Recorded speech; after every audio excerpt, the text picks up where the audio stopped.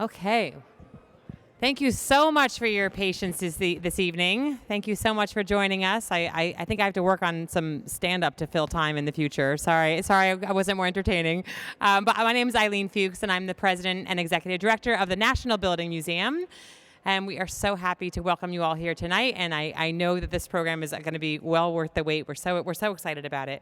The museum is the country's foremost institution dedicated to telling the stories about and inspiring curiosity in our built world, the places where we live and work and play. And for over 4 decades, we've presented celebrated exhibitions and programs that have touched on everything from design and construction to advances in sustainability and resilience to social justice and equity issues. And for the last 6 months, we've been so happy to host Notre Dame de Paris, the augmented exhibition. It's been incredible, and I hope you've had a chance to see it tonight, or will pop up afterwards after the presentation. And we're thrilled tonight to be working with Catholic University, a longtime partner and friend of the museum, to bring this dynamic presentation to you. For the first time in the U.S., the 2 chief architects of Notre Dame's restoration are here, speaking about their groundbreaking work to rebuild this global treasure after the 2019 disastrous fire. So it is my pleasure now. Yes. Welcome. We'll keep it moving here. So it's my pleasure to welcome Mark Ferguson, the Dean of the School of Architecture at Catholic University, who will be introducing our speakers for this evening. Welcome, Mark. Thank you, Eileen. I'll be brief.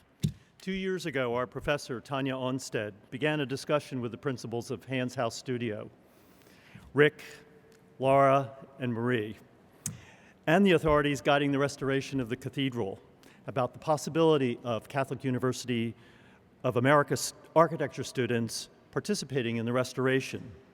To restore a building is to immerse yourself in the mind of the maker. It's also a catalyst to reflect on how buildings nurture daily lives and shape our culture. We define ourselves by responding to the culture we inherit, the things we choose to preserve, abandon, change, and celebrate.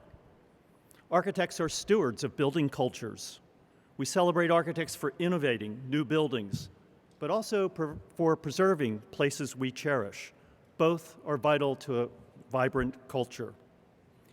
Conserving places that evoke a sense of belonging, that make us proud of humanity's achievements, and inspire awe and wonder is an architect's work. Restoring a cathedral, even a single hidden component, such as the truss constructed by our students and the Hans House carpenters, is a window into the all-encompassing community effort required to construct a building of enormous size and monumental significance. The truss symbolizes the love the international community has for the building and for all that it represents. With us tonight to tell their story are the architects leading the restoration. Philippe Villeneuve is the chief architect in charge of Notre Dame de Paris. His career as a steward of French architecture began with his appointment in 1987 to the role of chief architect of historic monuments, responsible for structures throughout central France. 14 years later, he was appointed chief architect of the Renaissance Castle and Domain of Chambord.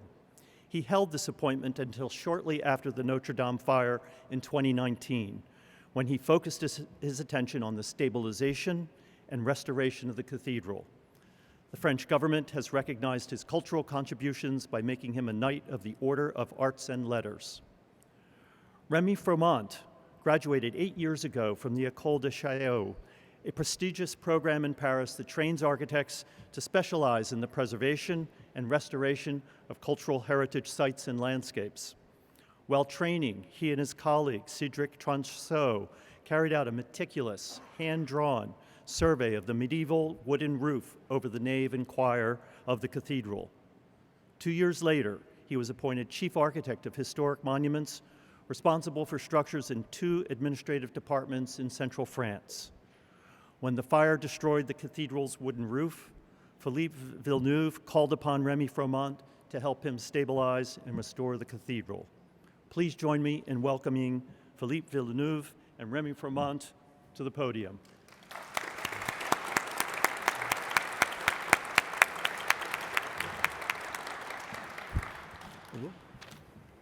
Bon, j'y vais. Stage is yours.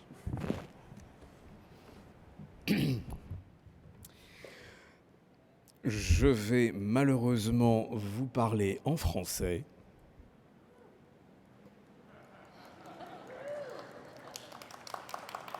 Très belle langue, vous allez vous en apercevoir.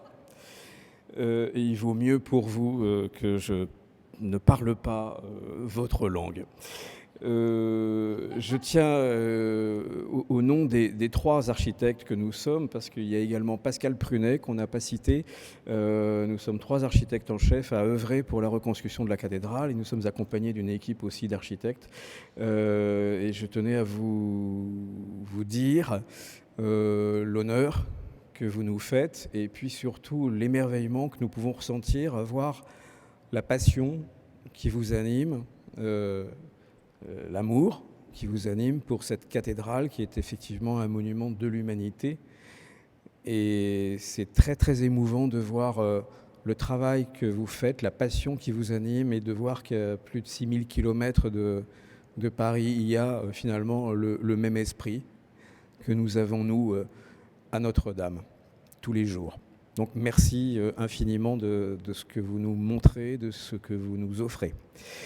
Alors ce soir, nous allons essayer, en parlant lentement mais en allant vite, de décrire ce qui s'est passé depuis le jour de l'incendie jusqu'à aujourd'hui pratiquement.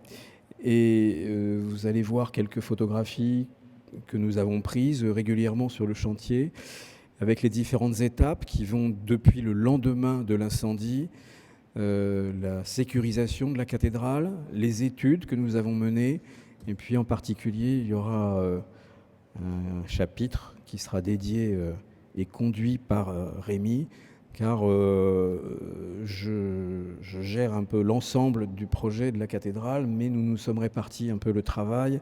Rémi, comme on vous l'a dit, a un passé de passionné sur la charpente de Notre-Dame de Paris. Il a fait, je peux le dire, le relevé le plus précis, le plus humain et donc le plus riche qu'on ait jamais fait de cette charpente. Et c'est grâce à sa passion que nous pouvons aujourd'hui nous lancer, comme vous le faites d'ailleurs, dans la reconstruction de cette cathédrale, de cette charpente de la cathédrale. Donc Rémi sera là. Donc il s'occupe essentiellement de la charpente, mais il s'occupe aussi de beaucoup de choses, de même beaucoup trop de choses. Et puis Pascal Prunet, lui, était essentiellement chargé de mettre en relation Notre-Dame de Paris avec des universités, avec des laboratoires dans le monde, en Europe. Et ça a permis de mettre en place, en parallèle de notre agence, des groupes de travail par thème, des groupes de travail sur la pierre, sur les voûtes, sur les vitraux, sur le métal, sur le bois, sur la couverture, bref, tous les éléments qui constituent la cathédrale et qui vont nous aider, nous nourrir de notre projet, mais également Notre-Dame, de par ce qu'elle offre, avec tous les vestiges que nous avons pu tirer de cet incendie, et puis la cathédrale elle-même, qui est toujours là et qui est offerte, si on peut dire, aux chercheurs. Bien Notre-Dame donne. Donc en fait, Notre-Dame est quelque chose qui donne et qui reçoit. Donc c'est un peu ce que nous allons vous montrer. Voilà, j'en dis pas plus pour l'introduction. Nous allons passer à ce qui s'est passé. Voilà donc la flèche, quelques jours avant l'incendie. Chef-d'œuvre absolu de Viollet-le-Duc, qui a disparu. Et voilà les photos de l'incendie, après l'incendie, où on voit les extrados de la voûte avec les charbons de bois, les pièces métalliques, du plomb. Et cet énorme échafaudage qu'on a vu précédemment, qui a menacé la construction, la cathédrale elle-même et les hommes pendant environ 1 an et demi, si c'est pas plus. Et voici une vue qui est prise depuis le chœur, après l'incendie, où on voit la lumière terrible qui parvient des voûtes qui ont été détruites par l'effondrement de la flèche dans la nef, par l'effondrement de la croisée, de la souche de la flèche à la croisée, et dans le transept nord par également l'effondrement d'une partie de la charpente de Viollet-le-Duc. Alors voilà des visions, des vues un petit peu de la cathédrale, où vous avez l'énorme échafaudage, vous avez l'extrados des voûtes de la nef, prise depuis les tours, puis vous avez des détails de la voûte de la nef, et ensuite la voûte percée du transept nord. Donc voilà une vue de l'intérieur de la cathédrale après l'incendie, où on voit les voûtes donc, à gauche de la nef, au centre de la croisée, et à droite du croisillon nord. Ce sont les seules parties de voûte qui ont été effondrées suite à l'incendie. Donc, effectivement, c'est terrorisant, terrifiant de voir la cathédrale dans cet état-là, mais il faut savoir que ce sont les seules parties qui ont été détruites, avec bien sûr la charpente, la couverture et la flèche, qui sont des pertes inestimables d'un point de vue historique, patrimonial, mais au regard de l'immensité du monument, c'est terrifiant, mais c'est encore parfaitement maîtrisable. D'où on pouvait dire, sans avoir trop de crainte, que le délai de reconstruction qui nous avait été donné par le président de la République de 5 ans était quelque chose de jouable. Donc voici une photo qui est assez émouvante. Vous avez la statue de la Vierge du Pilier, qui est la Vierge de Notre-Dame de Paris, qui émerge, toute blanche, contre le pilier, avec à ses pieds les pierres de la voûte et au-dessus les bois de la flèche. Et la statue a été épargnée. Juste un tout petit bout de charbon de bois est venu derrière la statue. On peut appeler ça un miracle. Et voilà les vestiges, cette fois, de la partie supérieure de la flèche qui a crevé la voûte de la nef et qui a consumé, brûlé les 2 piliers de la nef. Alors, pour faire tout ce travail, nous avons la chance d'abord d'avoir fondé une agence d'architectes, donc pas en fusionnant, mais en créant une agence avec moi-même, Rémi et Pascal, et nous avons fait venir des architectes de nos agences, puis nous avons embauché d'autres architectes venant d'extérieur, et nous avons fabriqué une véritable agence, et la moyenne d'âge est d'environ 30 ans. L'ambiance est extraordinaire. Mais nous avons aussi la chance sur ce chantier d'avoir rencontré des compagnons sans qui rien de tout ce que je vous montre n'aurait pu se faire. Alors vous avez là la voûte de la nef crevée, mais vous avez les cordistes, et ça c'est une photo qui a été prise le lendemain ou le surlendemain de l'incendie. Et donc ils sont là pour préparer la couverture provisoire pour protéger les voûtes des pluies qui s'annonçaient. Il faut savoir que l'incendie a eu lieu le lundi. Les voûtes ont été protégées le vendredi, et il a plu le vendredi. Donc voilà, des cordistes. Là, vous avez des nacelles. Vous avez ici des échafaudeurs qui sont en train de démonter l'échafaudage. Vous avez les maîtres verriers qui ont déposé tous les vitraux des parties hautes de la cathédrale, que ce soit dans le chœur ou dans la nef. Aucun vitrail de la cathédrale n'a été détruit. Aucun. C'est là encore un miracle. Vous avez également avec nous donc des maçons qui ont déposé ici des sculptures de Viollet-le-Duc, les fameuses chimères qui sont au pied des tours. Là, je ne vois pas, je n'ai pas mis les yeux. Là, vous avez des échafaudeurs toujours qui déposent l'échafaudage de la croisée. Et là, vous avez notre première salle de réunion qui tenait dans 2 préfabriqués, 2 Algeco, et on tenait à 30 et on se faisait une réunion le matin pour dire ce qu'il fallait faire et le soir pour constater ce qui avait été fait et donner le travail pour le lendemain. Et donc vous aviez des représentants des entreprises, les architectes, et puis vous avez aussi des représentants du ministère de la Culture qui regardaient, qui s'inquiétaient de voir si le chantier était mené correctement, si on avait des difficultés pour venir nous soutenir. Donc voilà, ici vous avez à droite, le chef des échafaudeurs, Didier Cuiset, c'est lui qui a conçu l'échafaudage avant l'incendie, et c'est grâce à lui que l'échafaudage ne s'est pas effondré pendant l'incendie, si bien que en quelque sorte, sa conception a, on peut dire, sauvé la cathédrale. Et puis là, vous avez l'inénérable bande. Alors, au fond, c'était en 2020. Devant, c'est les mêmes en 2021 et nous n'avons pas encore fait la photo de 2022. Alors ensuite, je vais aller un petit peu plus rapidement. Voici ce qu'on a fait très rapidement, juste après l'incendie.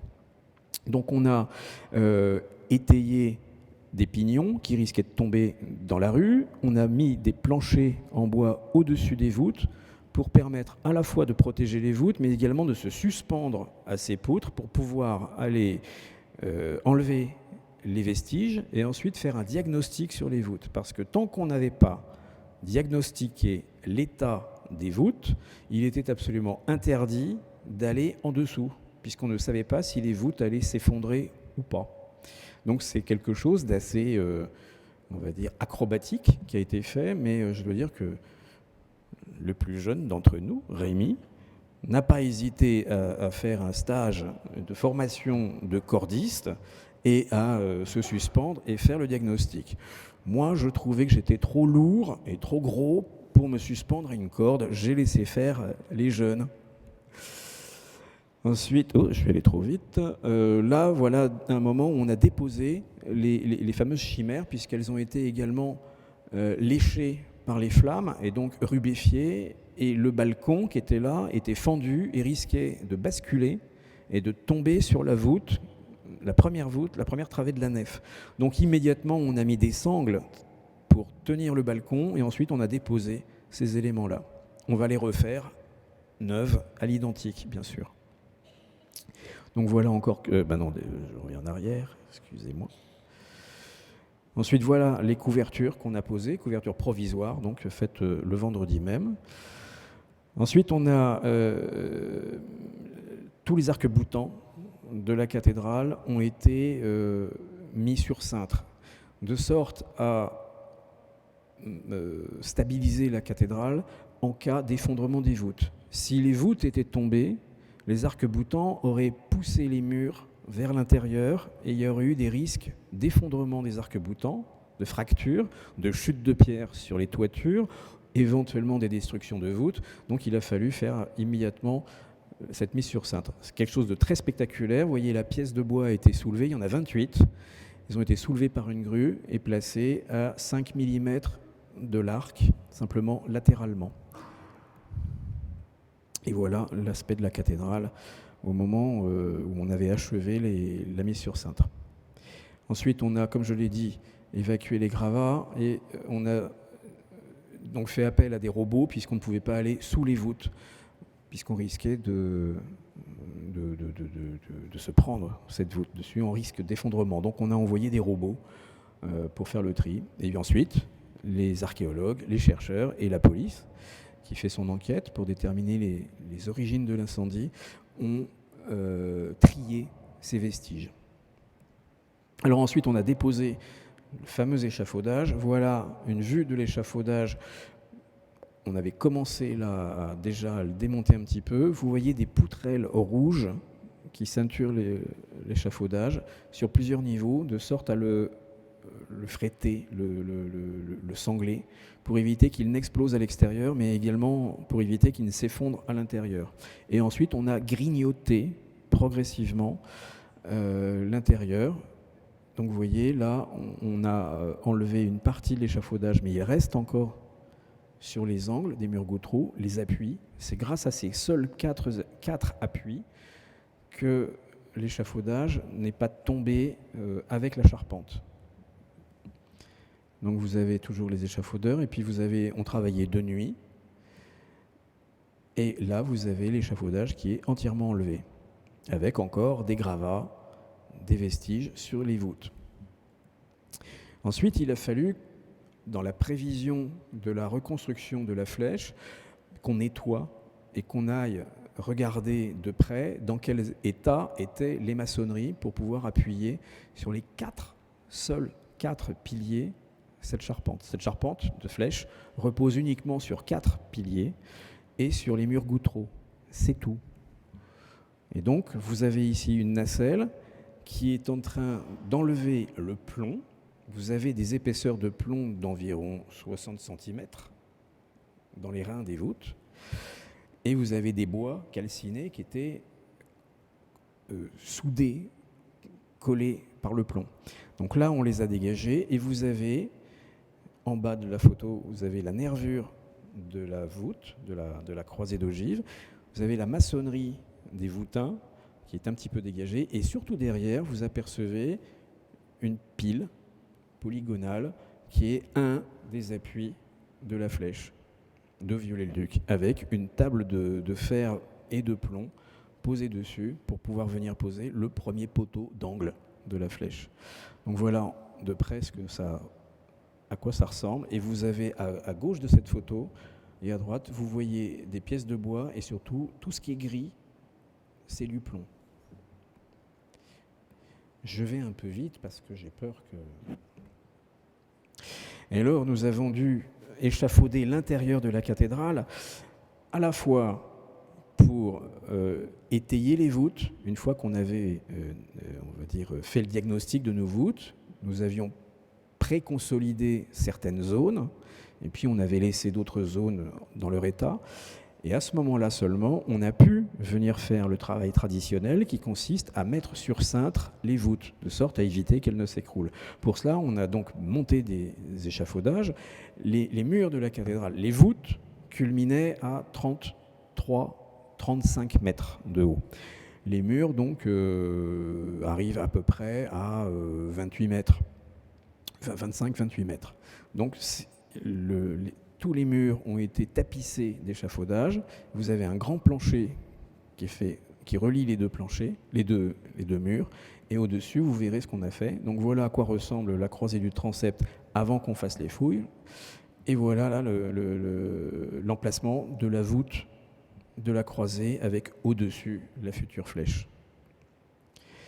Alors, la cathédrale, c'est pas seulement les voûtes, il y a également le mobilier, et le mobilier également a été intégralement épargné. Nous n'avons strictement perdu aucun objet, et les grandes orgues ont également été complètement protégées, puisque d'abord au-dessus de la voûte qui est située au-dessus du grand orgue, vous avez une terrasse en pierre qui relie les deux tours.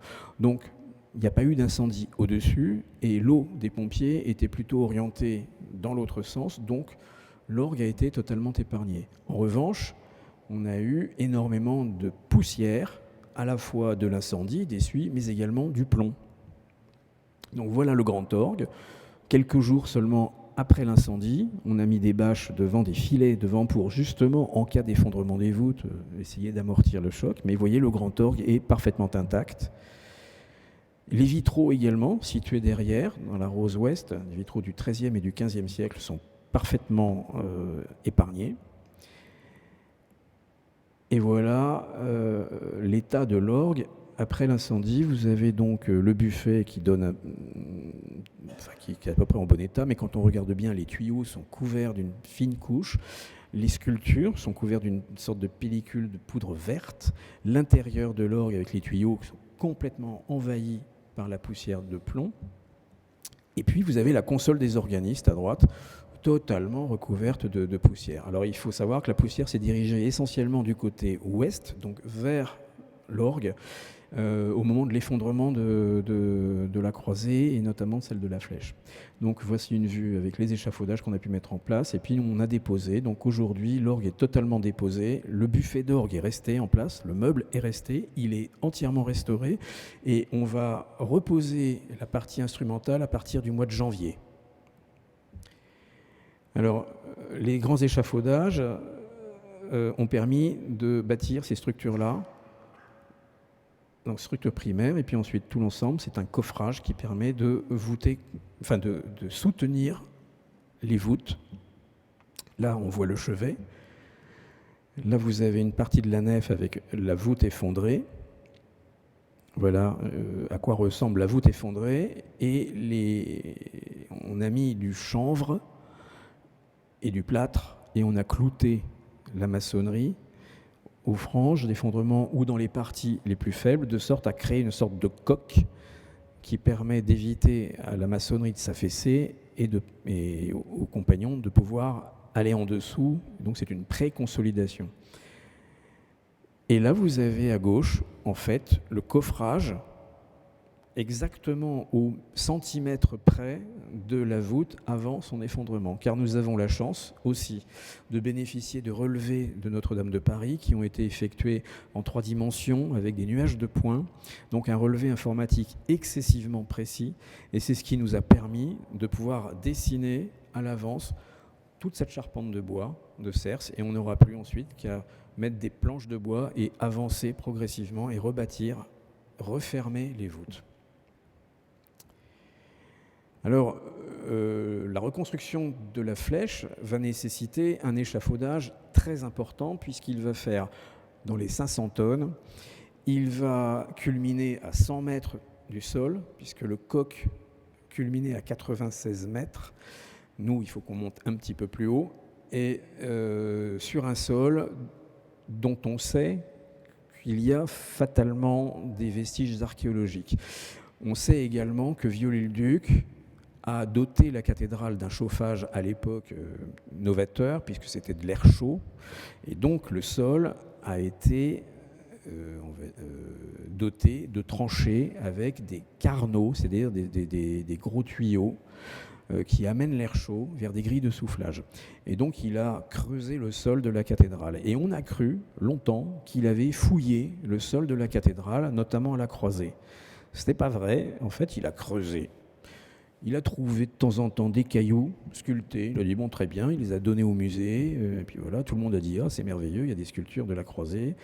Mais en fait, il a juste fait ça. Nous, on a fait des fouilles préventives. D'abord parce qu'il fallait qu'on reconnaisse les canalisations de Viollet-le-Duc pour pouvoir les boucher, de sorte à éviter un effet d'écrasement du sol. Et puis les archéologues ont fait leur travail d'archéologue. Ils ont trouvé des vestiges archéologues. Et pas des moindres, là vous les voyez à l'œuvre, vous avez des sarcophages, dont un très important, plein, et c'est notamment la tombe du chanoine de la Porte, qui est connu, qui est représenté en peinture, et c'est lui qui avait financé le nouveau décor conçu par Robert de Cotte, à l'instigation de Louis XIV pour le vœu de Louis XIII, donc la redécoration complète du chœur de Notre-Dame de Paris. Donc il a été enterré devant la porte du jubé. Et tous les vestiges que vous avez là, il y en a beaucoup, beaucoup d'autres, c'est ce qu'il reste de la clôture qui fermait le chœur du côté de la nef, avec au-dessus un Christ, Saint Jean, la Vierge, et probablement les scènes de la crucifixion, probablement le jardin des Oliviers et la mise au tombeau. Et nous avons conservé à Notre-Dame, du côté nord, la clôture de chœur, où on raconte la nativité, la jeunesse du Christ, et du côté sud, la résurrection. Donc vous aviez la naissance côté nord, vous avez la crucifixion à l'ouest, et vous avez la résurrection au sud. Alors ensuite, on a essayé d'anticiper le plus possible les travaux. Du fait de notre calendrier très court, il fallait qu'on anticipe beaucoup. Donc on a fait des essais de nettoyage, de restauration des peintures, de restauration des murs, de dépollution des murs. Et on s'est aperçu que les protocoles que nous mettions en œuvre avec le laboratoire de recherche des monuments historiques du ministère de la Culture permettaient non seulement de dépolluer, mais de restaurer. Et donc on a fait 2 tests, une chapelle peinte avec des décors de Viollet-le-Duc et une chapelle non peinte, décapée dans les années 1960, car Viollet-le-Duc a été détesté en France peu de temps après sa mort, et c'est seulement 100 ans après sa mort, donc en 1979, qu'une grande exposition à Paris a permis de redécouvrir le génie de Viollet-le-Duc, la force de travail et la qualité intellectuelle. Et aujourd'hui, Rémi et moi, nous basons beaucoup sur ce qu'il a pu nous apprendre. Il connaît comme moi, il a dû le lire 5 fois, et si ce n'est pas fait, il a 3 jours pour lire les 10 tomes du dictionnaire raisonné de l'architecture. Et c'est un chef-d'œuvre de Viollet-le-Duc. Donc voilà, à gauche vous avez un chapiteau pas restauré, et puis finalement une chapelle qu'on a un petit peu nettoyée, puis on voit des lacunes, on se dit on ne va pas laisser ça, et donc vous avez à droite un chapiteau nettoyé, pas restauré. C'est-à-dire que la crasse, une fois enlevée, a révélé un décor d'une fraîcheur incroyable. Et voilà ce que ça va donner au final. Ça, c'est la chapelle test. Vous avez à gauche, en bas, la chapelle avec son décor peint, et au-dessus, vous avez ce à quoi ressembleront les collatéraux et les déambulatoires. Si vous la connaissez, si vous l'avez en mémoire, Notre-Dame de Paris était noire. En réalité, elle va être de cette couleur-là après. Les vitraux, c'est pareil. Là, je vais très vite. On a des vitraux du 19e siècle et des vitraux du 20e siècle dans les parties hautes. Donc, les vitraux ont été déposés, vous avez déjà vu cette photographie, peu de jours après l'incendie, justement pour éviter qu'en cas de chute des voûtes, ils soient détruits, puis surtout pour nous permettre de mettre en place nos planchers et nos dispositifs pour la restauration future. Donc, on a des vitraux du 19e siècle. En voilà un qui a été nettoyé, en bon état. Et puis, les vitraux qui ornaient la nef, à gauche, avant, j'ai envie de dire non pas restauration, parce qu'ils n'ont pas besoin d'une restauration, mais nettoyage. Donc vous voyez, et à droite, les vitraux restaurés. Ensuite, on a dû nettoyer les parements à cause de la pollution au plomb, la saleté qui s'est accumulée aussi après l'incendie, et on s'est aperçu, avec la technique qu'on a employée, que ça révélait certes la pierre, la blondeur de la pierre, mais aussi les joints un peu fatigués, beaucoup travaillés, beaucoup repris, restaurés, parfois sans beaucoup de soins. Mais vous allez voir qu'il y a aussi pas mal de surprises. Alors, le matériau qu'on a utilisé, c'est le latex. On couvre littéralement murs, voûtes, escaliers, du sol au plafond de latex. Donc voilà, un détail d'une colonnette avec son latex. Et puis, chose étonnante, le latex, dedans, il y a de l'éthyldiamine tétraacétate. Je vous rassure, c'est le seul mot chimique que j'ai appris par cœur. C'était une question du concours d'architecte en chef. Je l'ai retenu. Et donc, il y a une petite dose de ça ajoutée au latex. Et bien, quand vous regardez la photo de droite, on a eu la surprise, en mettant le latex sur les colonnes et sur les murs, de voir apparaître le fantôme d'un décor. Et on s'est rendu compte que c'était les vestiges du décor éphémère conçu et mis en œuvre par Viollet-le-Duc pour le baptême du prince impérial, donc le fils de Napoléon III et d'Eugénie de Montiero. C'est un décor que Viollet-le-Duc a fait rapidement, et puis ensuite il a été effacé. Et le latex a permis de révéler ces traces. J'ai eu très peur, car je me suis dit, si jamais ça reste, je vais en faire quoi dans le projet de restauration de la cathédrale? Alors, on a soigneusement enlevé ces éléments-là pour les garder, de sorte à avoir une documentation de ces vestiges de ce décor de Viollet-le-Duc, parce qu'on ne le connaît que par quelques rares photos, 2 photographies, et des dessins aquarellés. Et c'est pas resté. Quand on a enlevé le latex, tout est parti. Donc voilà un reste de rinceau. Et quand on enlève le latex, on obtient ça. Et enfin, on a la blancheur de la pierre qui apparaît. Et là, vous voyez que les joints sont assez visibles, mais là, les joints sont pas trop moches. Et là, on refait les joints absolument à l'identique. Vous avez des joints qui sont dits rubanés, c'est-à-dire que c'est un joint qui est un petit peu saillant, donc qui remplit l'espace entre 2 pierres, mais qui va garder une bande saillante, régulière, comme un ruban. Donc on dit rubané. Et là, on est en train de refaire certains joints, de sorte à ce qu'ils puissent s'intégrer parfaitement aux maçonneries. Et là, vous avez en bas, une fois qu'on a nettoyé, on obtient une maçonnerie. Vous allez voir avec Rémi, ça va être pire. Ça sera plus rapide.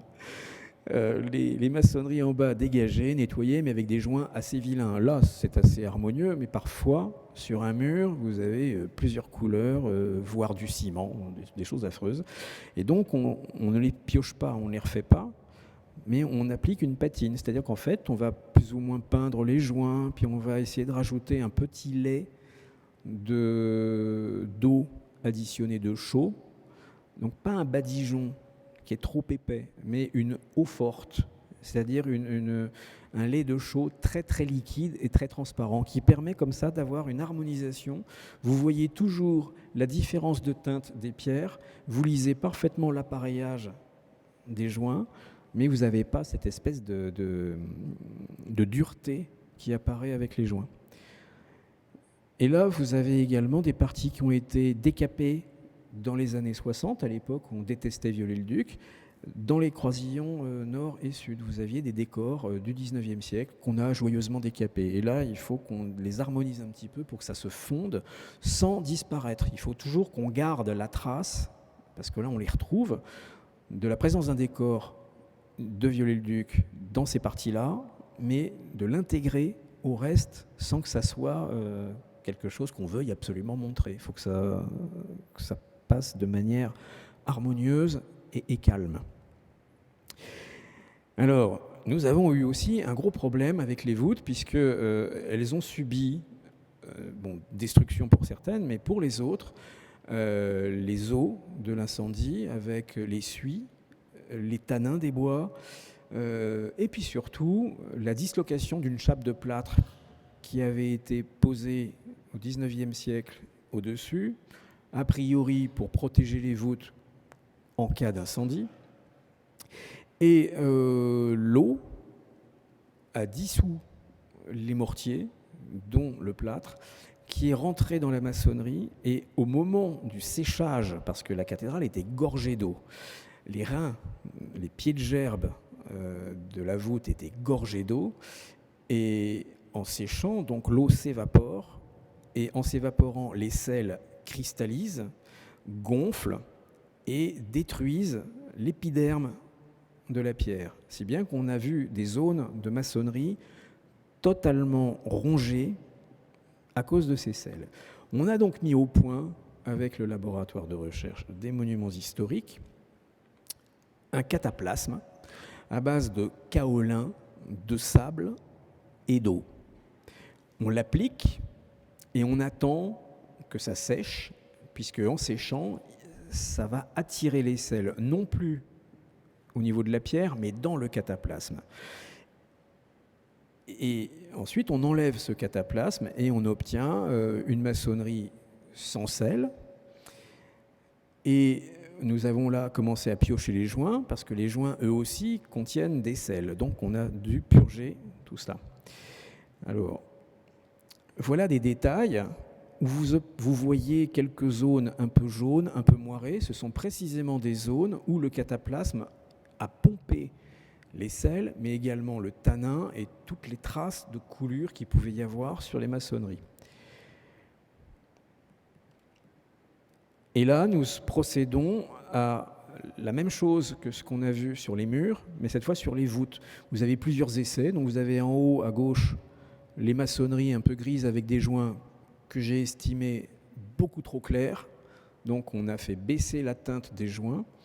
Et puis ça dépend aussi de l'état des maçonneries. Toutes les voûtes ne sont pas noires comme ça, parfois elles sont beaucoup plus blondes. Donc il faut toujours harmoniser le joint pour qu'il se différencie de la teinte de la pierre, pour qu'on puisse toujours lire l'appareillage, mais il ne faut pas avoir de contraste trop violent.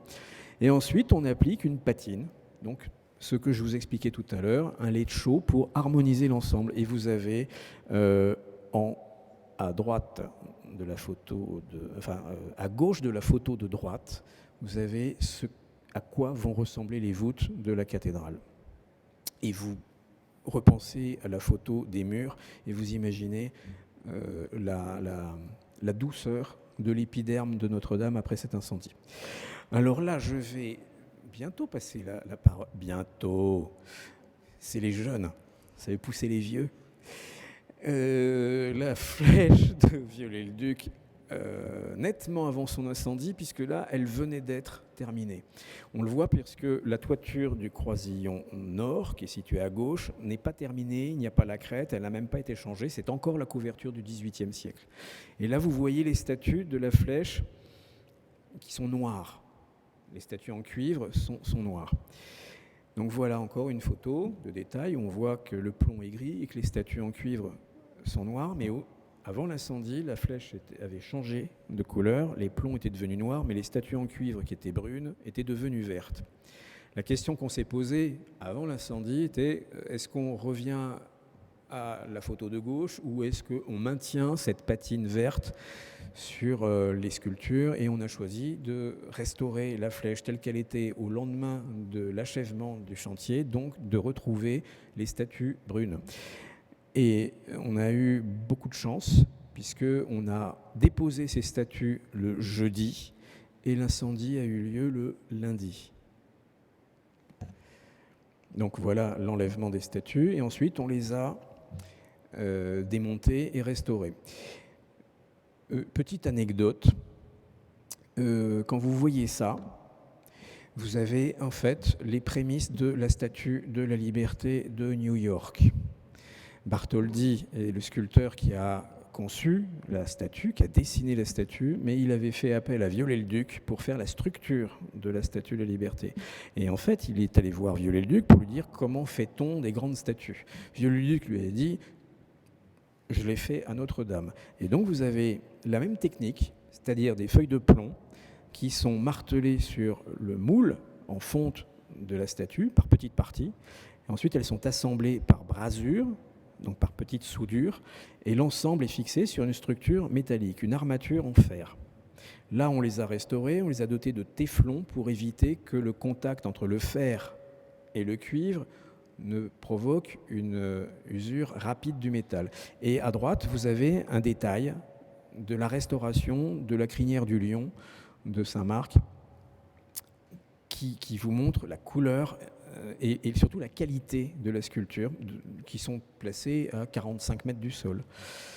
Donc voilà ici la manière dont on restaure les statues, et c'est la statue de Viollet-le-Duc, et la voilà restaurée, exposée à la Cité de l'Architecture et de l'Architecture au Palais de Chaillot.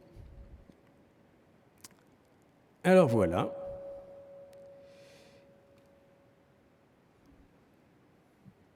Mais vas-y, si c'est à toi.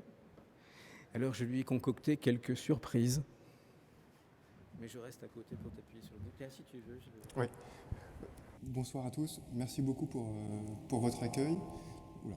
Je vais essayer aussi de parler un peu lentement, ce qui n'est pas du tout mon habitude, de manière à ce que les traducteurs puissent suivre. Et je les remercie beaucoup. Je leur souhaite beaucoup de courage pour me suivre.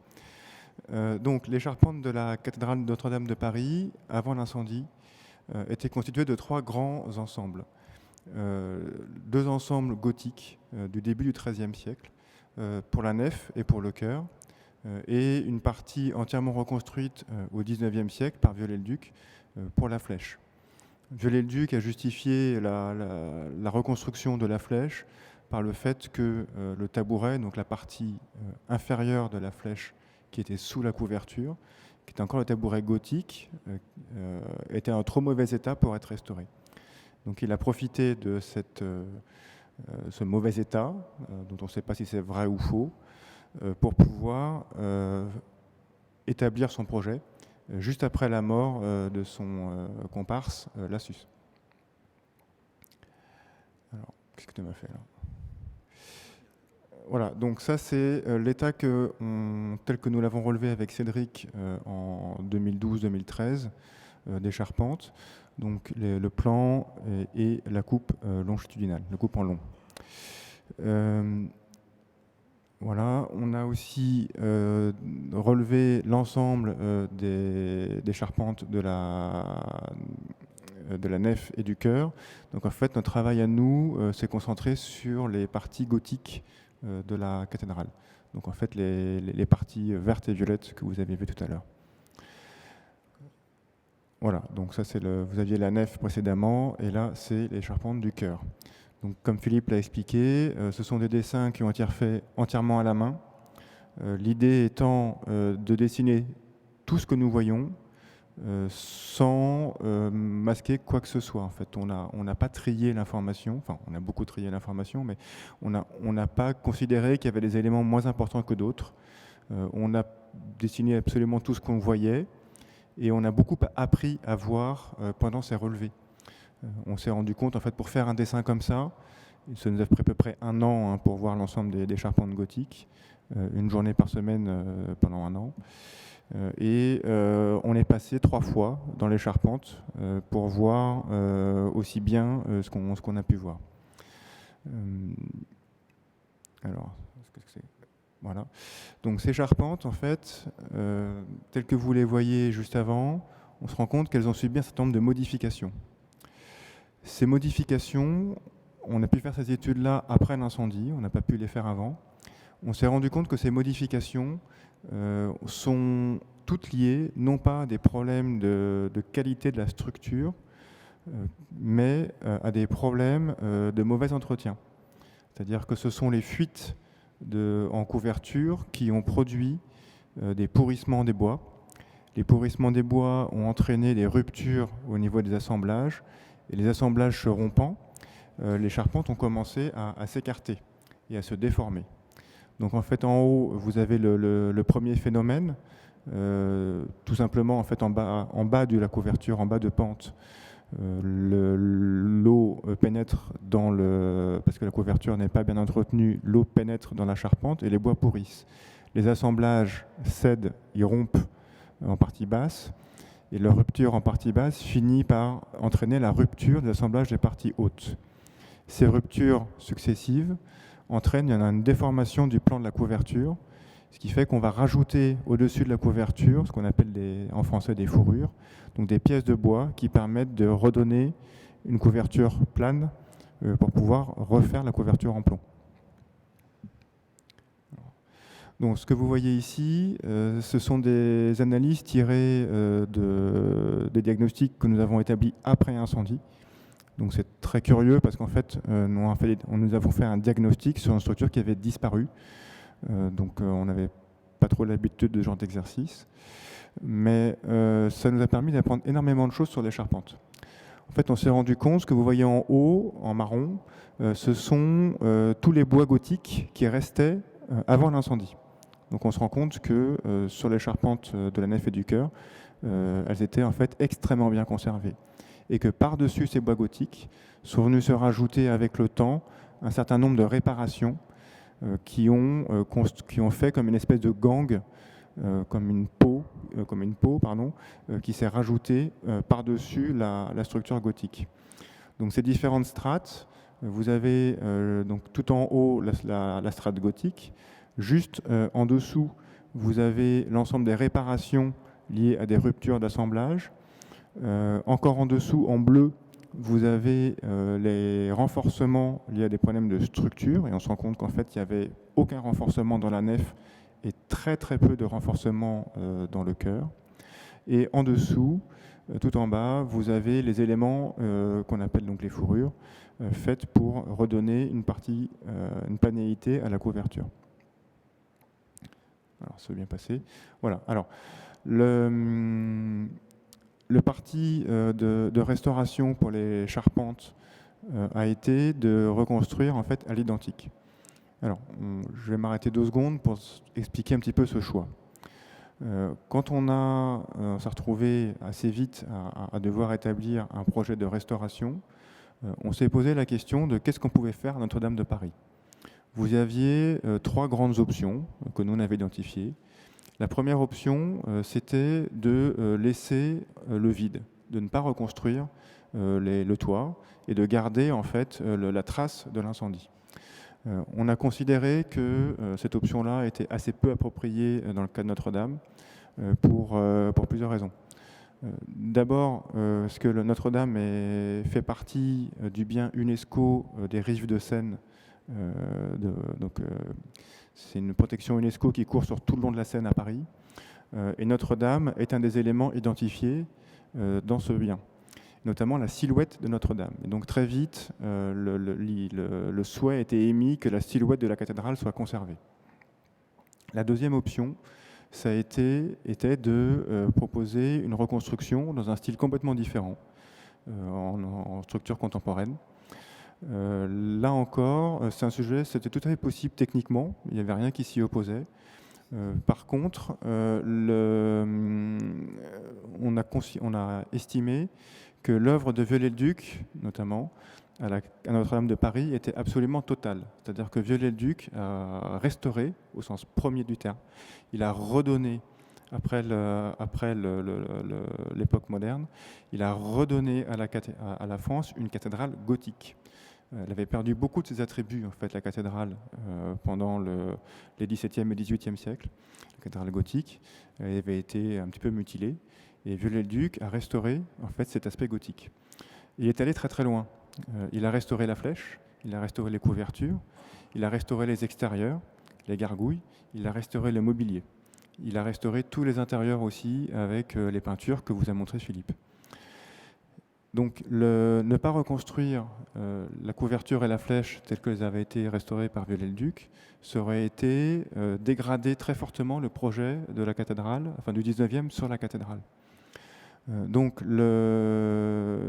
très vite, l'idée a émergé de se dire, en fait, le projet de Viollet-le-Duc est global sur la cathédrale et nous devons restituer ce projet global sur la cathédrale. Il y avait un autre élément aussi qui nous a guidés dans le choix de reconstruire notamment la flèche à l'identique, c'est que on voulait garder la même silhouette, notamment pour la protection UNESCO.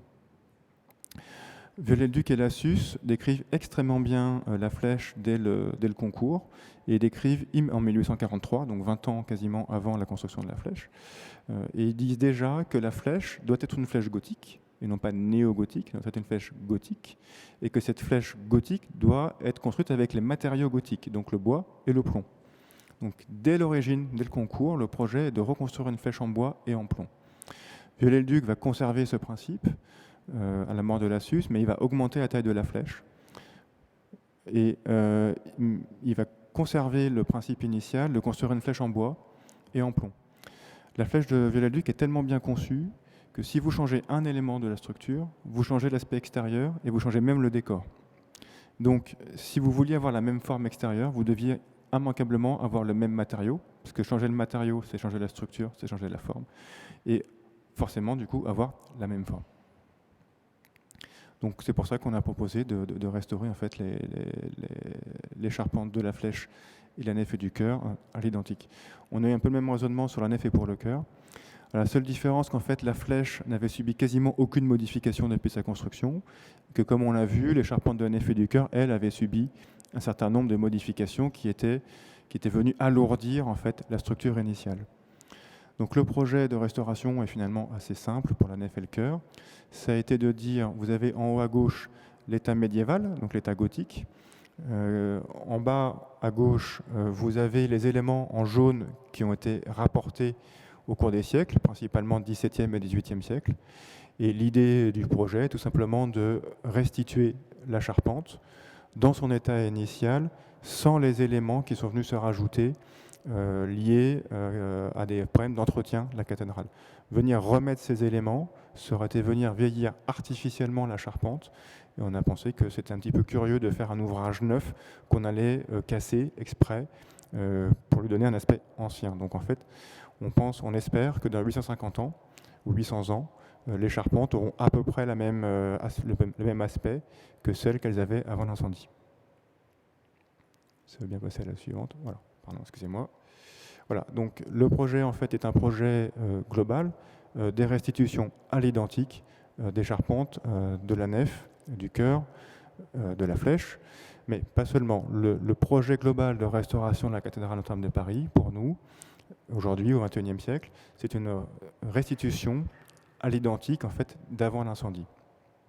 Ça concerne les voûtes, ça concerne les décors qui sont juste nettoyés, et ça concerne évidemment les parties hautes qui ont disparu. Alors, la suite. Voilà. Alors, comment est-ce qu'on a pu établir le projet de restauration à l'identique ? Pour ça, il faut avoir un certain nombre, il faut répondre à un certain nombre de critères. D'abord, c'est avons-nous une connaissance suffisante des ouvrages qui ont disparu ? Donc, on a une chance énorme, c'est que les éléments qu'on avait étaient comme un grand puzzle qui se complétait. S'il manquait une pièce, on aurait beaucoup plus de mal à faire ce projet. Pour la nef et pour le chœur, on avait assez peu de documentation, à part le relevé que Cédric et moi avons pu faire. Et c'est vrai qu'on s'est rendu compte, avec le temps et en étudiant les choses, que notre relevé était extrêmement robuste et permettait une restitution très fidèle des charpentes. Et une analyse aussi très poussée des charpentes a posteriori de l'incendie. Pour la flèche que nous n'avions pas relevée, on a énormément de chance. On a la chance d'avoir les documents de la construction de la flèche par l'entreprise Bellu qui a construit la flèche de la cathédrale avec Viollet-le-Duc. Ce que vous voyez ici, ce sont les dessins d'exécution de la charpente de la flèche que nous possédons toujours et qui sont conservés à Charenton, près de Paris. Au milieu, vous avez une maquette construite par l'entreprise pour expliquer la flèche. Cette maquette, elle n'est pas très grande, elle fait environ 1,80 m de haut et elle est extrêmement exacte. Il y a tous les assemblages qui sont parfaitement réalisés dessus et c'est une source extrêmement précieuse de renseignements, en plus évidemment des dessins d'exécution. Donc, ces éléments nous ont permis d'analyser le plus finement possible les charpentes.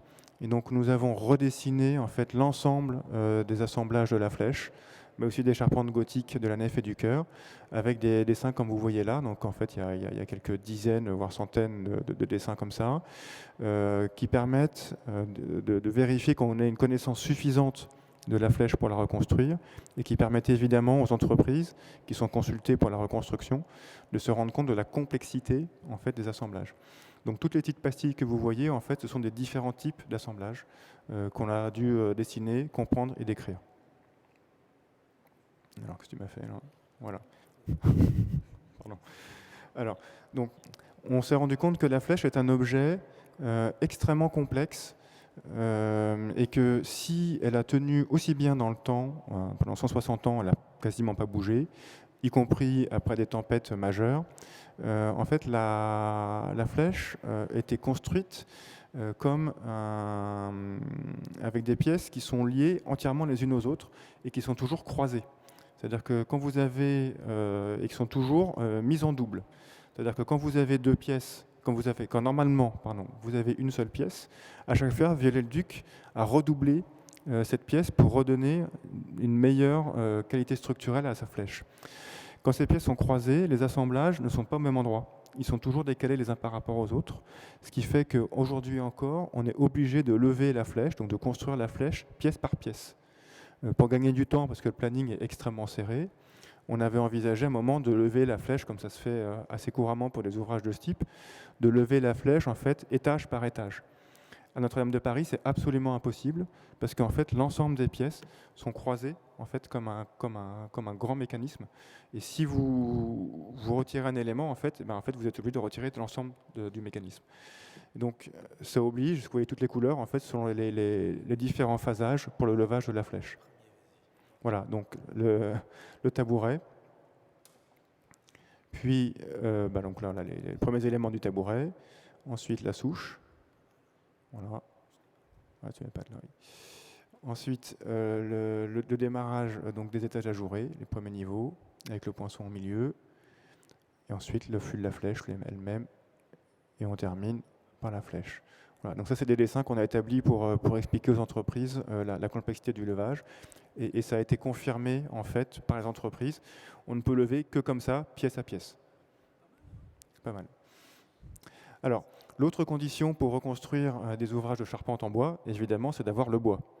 On a énormément de chance en France, c'est que nous avons des très très belles forêts de chênes. Je crois que vous en avez aussi des pas mal aux États-Unis. Et donc, on est allé chercher les plus beaux chênes de France pour reconstruire la charpente de Notre-Dame. Alors, il faut savoir que la charpente de Notre-Dame, c'est 0,3% des exportations annuelles de bois en France, de chêne. Donc en fait, c'est très peu. C'est quelques terrains de football, de soccer. On a utilisé des bois pour la reconstruire qui, de toute façon, auraient été abattus dans l'année ou dans les 2 ou 3 années qui allaient venir pour être vendus.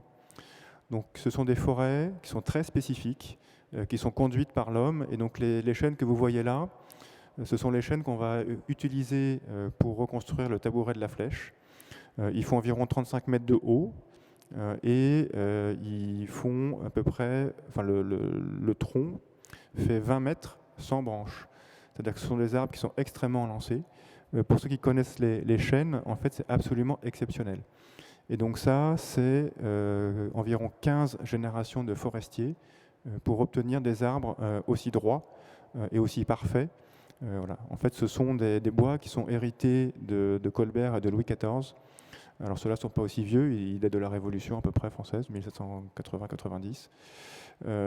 Et donc il faut environ 15 générations de forestiers pour pouvoir élever des bois comme ça. Et ce que vous voyez à droite, les petits brins d'herbe, en fait ce ne sont pas des brins d'herbe, ce sont des petits chênes qui vont pousser le jour où on va abattre les grands chênes. Donc en fait la ressource est là et elle se renouvelle. Une autre condition pour reconstruire des charpentes à l'identique, c'est est-ce qu'on a les capacités humaines et matérielles pour la refaire. Donc soit en taille manuelle, comme c'est le cas pour les charpentes de la nef et du chœur, c'est ce qu'on a préconisé, et on a réussi à obtenir que ce soit reconstruit comme ça, soit en taille mécanique, comme ça l'était pour la flèche. Et donc oui, heureusement en France, on a encore la chance d'avoir les compagnons capables de tailler à la main les charpentes et des compagnons capables de tailler un ouvrage aussi complexe que la flèche. Alors, ce qui est extraordinaire à Notre-Dame de Paris, c'est que les charpentes de la nef et du chœur sont un des premiers grands exemples de la nouvelle technologie de ce qu'on appelle le tenon et mortaise, qui est inventé au tout début du XIIIe siècle et qui va se développer en Île-de-France et dans la cathédrale du nord de la France, dans le cours du XIIIe siècle. Notre-Dame est le premier grand exemple d'usage en fait, de cette technologie. Ça s'est rendu possible aussi par une révolution intellectuelle, on va dire, qui est l'art du trait, que les charpentiers connaissent bien, les maçons aussi, qui est l'art de, en fait, la capacité qu'on a de dessiner en amont un maximum, enfin l'ensemble des pièces, absolument précisément et absolument exactement, de manière à ne pas avoir à faire la moindre modification une fois qu'on lève les pièces sur la cathédrale. Et donc sans ces deux, je crois qu'il y a un problème de traduction, tout reste blanc. Est-ce que je parle trop vite? Je ne sais pas, bon, il y a un problème, bon, je vais continuer. Bon, donc nous avons aujourd'hui encore la capacité à reconstruire avec les hommes et les femmes, voilà, et avec les méthodes ancestrales employées pour la flèche et pour les charpentes de la nef et du chœur. Voilà, donc ça c'est Charpentiers sans frontières qui a taillé quelques bois devant Notre-Dame il y a 2 ans. On voit, je crois qu'il y a quelques charpentiers qui reconnaissent, qui ont fait la même chose tout récemment ici. J'espère que vous aurez l'occasion de voir leur travail qui est absolument remarquable. Voilà, ce sont les techniques qu'on va employer pour restaurer les charpentes de la nef et du chœur. Alors, si on taille à la main, c'est pas parce qu'on veut faire ancien, c'est parce que techniquement, c'est ce qu'il y a de meilleur par rapport à ces charpentes. On s'est rendu compte avec les études que les charpentes seraient plus robustes si on travaillait comme au XIIIe siècle.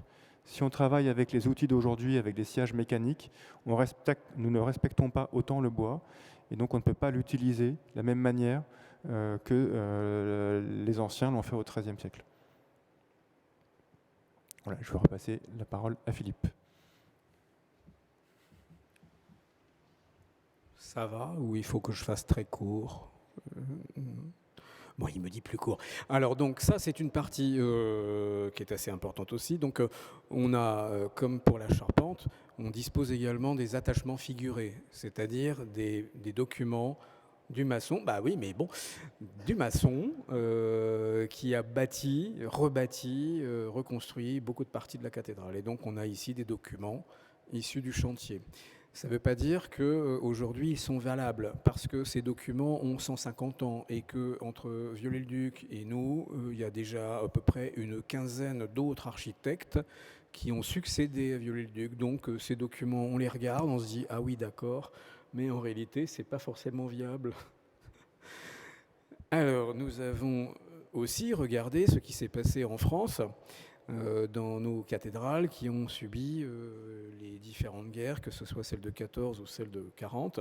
Là, vous avez l'exemple de la cathédrale de Soissons qui a été détruite méthodiquement durant la Première Guerre mondiale et qu'on a reconstruit juste après. Et ça nous a un peu aidé, pas tellement pour la conception, la reconception des voûtes, mais surtout c'est un argument que nous opposons à certains universitaires, chercheurs et autres qui émettent des doutes sur la capacité de la stabilité des voûtes reconstruites. Et on leur démontre que à Soissons, mais comme bien d'autres, à Noyon, comme à Reims ou Rouen, toutes les cathédrales qui ont été reconstruites depuis ne présentent pas la moindre fissure. Donc si ça marche ailleurs, pourquoi ça ne marcherait pas avec nous à Notre-Dame? Donc ça fait partie des éléments que nous devons, nous, apporter pour rassurer ceux qui jugent. Alors voilà des détails. Nous avons retracé les lits de pierre, les appareillages de pierre. On a anticipé la déformation possible des voûtes au moment de leur décoffrage, c'est-à-dire que les voûtes sont en courbe et double courbure. Et donc c'est-à-dire qu'en fait vous avez une courbe comme ça de la voûte, mais elle est également dans l'autre sens. Donc ce sont des doubles courbures qui permettent d'autoporter en fait. Chaque lit de pierre est autoporté et longitudinalement par lui-même et transversalement par les autres. Et donc là vous avez à droite des anticipations de déformation de voûte. Voilà, sur le dessin de gauche vous avez la chape de plâtre qu'il y avait avant. Après l'incendie, on a retrouvé les extradoses de voûte avec une desquamation de la pierre d'environ 1 cm. Alors on peut dire que ce n'est pas très grave, mais les voûtes du chœur ne mesuraient que 15 cm et les voûtes de la nef 18 à 19 cm. Donc vous enlevez une petite couche, donc déjà ça réduit un peu, et puis on ne sait pas exactement dans quelle mesure les pierres sont altérées en profondeur, mais on sonne les pierres et on s'aperçoit que ça tient encore et que c'est tout à fait compact. Donc on a mis au point avec nos ingénieurs Carlo Blasi et Mathias Fantin, qui travaillent avec nous dans notre équipe, des chapes de mortier fibrées et qui permettent de donner à la fois la souplesse et à la fois la rigidité, enfin la solidité qui va permettre de redonner une homogénéité à l'ensemble de la maçonnerie. Au début, on avait imaginé remettre une couche de plâtre par-dessus, mais avec ce que je vous ai raconté sur le comportement de cette chape avec de l'eau et les problèmes que ça occasionne sur les maçonneries l'intrados, on a évacué ce problème de chape. Ça me fait penser que je n'ai pas du tout parlé de la brumisation dans mon truc. Qu'est-ce qu'il y a ? Non mais attendez, parce que le tapis est vieux. Oui. On fait le signe qu'il faut qu'on arrête. Bon, alors je fais court. Et donc regardez, comme c'est bien, là c'est l'ange. Mais alors oui, mais je vais juste montrer, alors juste un truc très rapide. Voilà, alors, dans celui-là, parce qu'il m'amuse beaucoup. Donc ça, c'est le coq, le coq qui était au sommet de la flèche. Je l'ai retrouvé là-haut, dans le petit rond, et là, hop, on zoome. Bon, là vous avez... bon, bah voilà, c'est moi. Oui, bah c'est pas drôle. Alors... Et tel qu'il est là. Alors, il est évident que nous n'allons pas remettre le coq dans cet état-là, on va peut-être même pas le restaurer, et alors j'ai imaginé ça. Donc j'ai fait un petit croquis. Ça illustre le fait qu'il y a eu un incendie à Notre-Dame, qu'on l'a rebâti, qu'à nouveau la flèche va se redresser, vous voyez le phénix à peu près, ça peut être l'Esprit Saint qui descend sur la cathédrale, et ça donne ça. Et là, j'adore. Ça tourne. Je vous le refais, regardez. Extraordinaire. Voilà. Et comme je suis un plaisantin, je l'ai offert au président de la République. Et voilà. Et voici notre Home Sweet Home. Rémi et moi vous remercions pour votre patience. Nous nous excusons pour le retard, mais nous n'y sommes pour rien au début. Il parle vite, moi aussi. Et en tout cas, encore merci beaucoup de votre présence.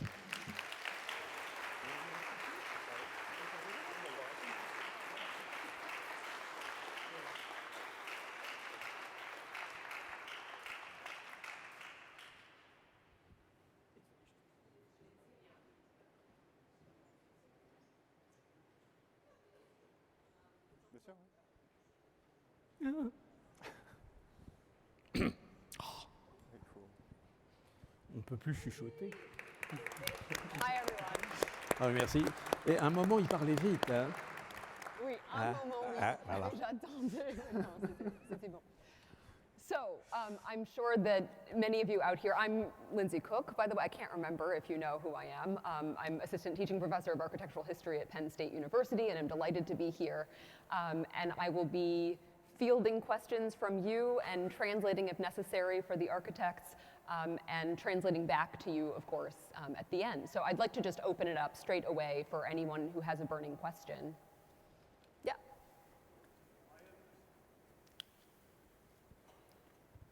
I understand that one of the possibilities for rebuilding Notre Dame involved using concrete instead of wood to replace the trusses. As I understand, it had been done with some other cathedrals destroyed in World War I, World War II. I'm wondering why this possibility was not followed, since it would have made the trusses fireproof and they were not visible. Donc pourquoi repartir en bois et pas en béton, par exemple? Alors, il y a plusieurs raisons. La première, c'est que le bois, comme on vous l'a expliqué, on en dispose. On a également les personnes susceptibles de pouvoir les reconstruire. Donc, So they have the oaks, first of all, and you have the people that are able to work the oaks. le bois a fait ses preuves pendant 800 ans. It worked for more than 800 years. Le béton est un matériau qui ne convient pas à la cathédrale, même si le poids pourrait convenir. Even if the weight or the mass of reinforced concrete could work, it doesn't work with Notre Dame. Mais il n'a pas la souplesse d'une charpente en bois. Et il faut souvent l'erreur est faite entre la cathédrale de Reims, qui a une charpente non pas en béton, mais en plaques de ciment clavetées. Donc, c'est un assemblage qui se rapporte à une charpente à la Philibert de l'Orme. Donc, une souplesse. Mais le poids est toujours là. Et le poids est très important pour la structure de la cathédrale. Le bois et le plomb. So the weight of the roof is a really important aspect of this, and he wants to point out also that the way that the Cathedral of Reims, its reconstruction after the First World War, is not an exactly apt parallel, largely because it's not actually entirely in reinforced concrete. It has a more complex structure than that. Oui. Et si je peux, excusez-moi, si je peux compléter un petit peu ce que dit Philippe, It's okay? You're fine, Can yeah. you hear me? C'est aussi une question patrimoniale. Les charpentes, doit-on considérer que ces charpentes ont un intérêt patrimonial ou non? These are cultural heritage. It's a part of Notre Dame as much as the vaults, right, or any other element of it. It has a cultural heritage value. Et donc, on nous a souvent fait remarquer qu'on ne voyait pas ces charpentes. Et je pense que c'est faux. Puisque des gens comme Cédric et moi avons vu ces charpentes.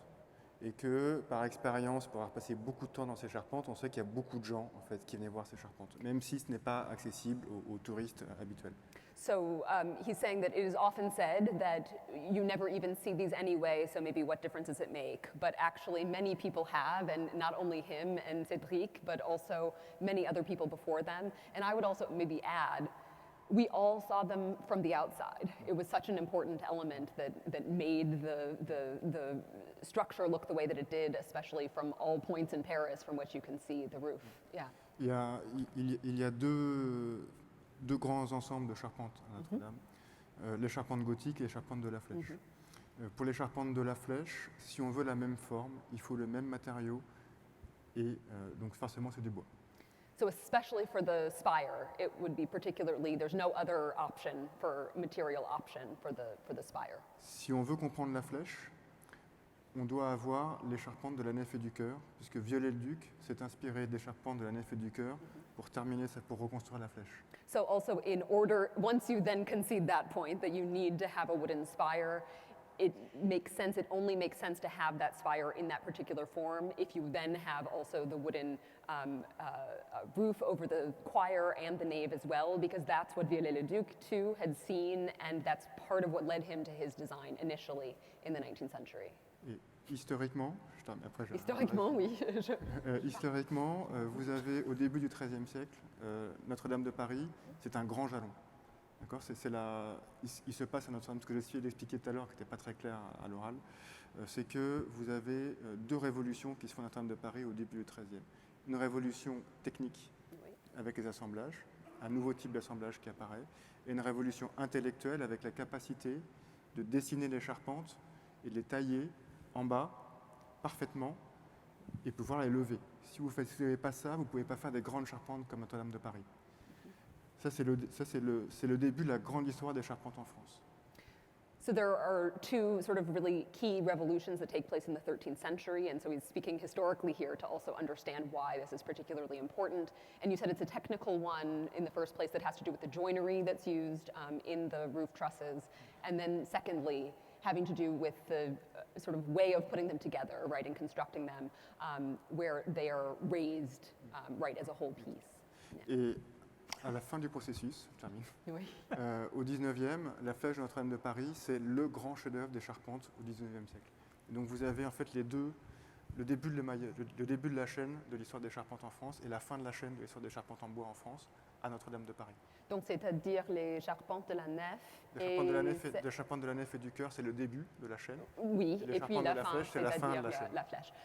So also this means that the roof sort of documents, it bookends the history of this kind of carpentry in France. And if you see the beginning of this as being the nave and the choir roof, and the end of it with Viollet-le-Duc's addition of the spire, then it also tells a really beautiful cultural heritage story that has to be preserved in that way. I'm convinced. Yeah. No, you right in front. Yes. Yes, I think you're okay. There were many fanciful ideas about what to do about the reconstruction. And if you could say more about the decision-making process, including the political decision-making that led ultimately to the decision to go back to the Viollet-le-Duc, basically recreate what was done. Donc pourquoi rebâtir à l'identique et pas, je ne sais pas, réinventer Parce que, un geste architectural? parce que comme on l'a dit, enfin on l'a peut-être pas assez dit, Notre-Dame de Paris est une icône. Elle fait partie du patrimoine mondial de l'humanité, elle a été reconnue comme telle, et la réaction des gens, que ce soit des Français, que ce soit les Européens, que ce soit les gens du monde entier, quelle que soit leur religion, ont eu une réaction vis-à-vis de la destruction de Notre-Dame de Paris qui est tellement énorme qu'on s'est rendu compte à quel point elle comptait pour tout le monde. Et il était presque naturel, humainement naturel, de se dire on a la chance devant cette catastrophe, nous, de pouvoir la retrouver. Donc ça, c'est la première raison émotionnelle. La seconde, c'est que nous sommes certes architectes, mais on est aussi et surtout architectes des monuments historiques. Et à ce titre, surtout quand on est à Notre-Dame de Paris, mais même dans une petite église d'un petit village, on doit faire preuve d'une immense modestie quand on restaure un monument. Et face à Notre-Dame de Paris... It's okay so far. Oui, mais il m'écoute, il me comprend. Ouais, t'es bien, mais je peux pas le répéter parce que So the c'est first dur. part, Hein. yeah, Je peux faire court. non, c'est bien. Faut So, I mean, m'arrêter. the first part had to do with the fact that the cathedral is an icon in the way that it looks, and not only the fact that that is actually part of what is protected when it becomes a World Heritage Site, but that it is also something that so many people all over the world recognize as being, that is Notre Dame of Paris. And the second part that you were just saying was something I will remember. La modestie. Oui, c'est ça. So the second part has to do with the fact that they aren't just architects, they're architectes en chef des monuments historiques, which means they're these, you know, if you're, there is no equivalent in this country, and that's part of why it's so difficult. They are inheritors of a tradition that was really started with people like Viollet-le-Duc, and he's a bad example maybe, because I mean, you say modesty, and we put those together with someone like that, and it's difficult to square. But, okay, today, in the way that it's practiced, actually that aspect of needing to basically have yourself disappear almost as you are caring for the buildings, that's a big aspect of their profession as they see their vocation today. I have to interrupt. Yeah. We have to. C'est la fin. We have to end here, and we have to say thank Ah, mais il fait nuit. you. I'm so sorry. I've been a bad guy all night. Thank you.